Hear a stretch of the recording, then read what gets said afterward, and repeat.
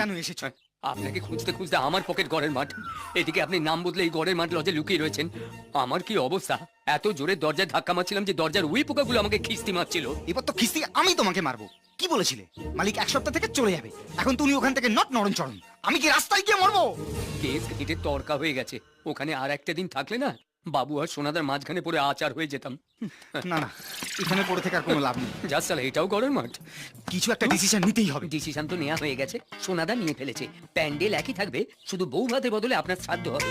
ওর দলের ছেলেরা আপনাকে খুঁজে বেড়াচ্ছে, পেলে না? প্রথমে গলা কাটবে, তারপর শ্রাদ্ধ করবে, তাই তো? হ্যাঁ। আমি জানি।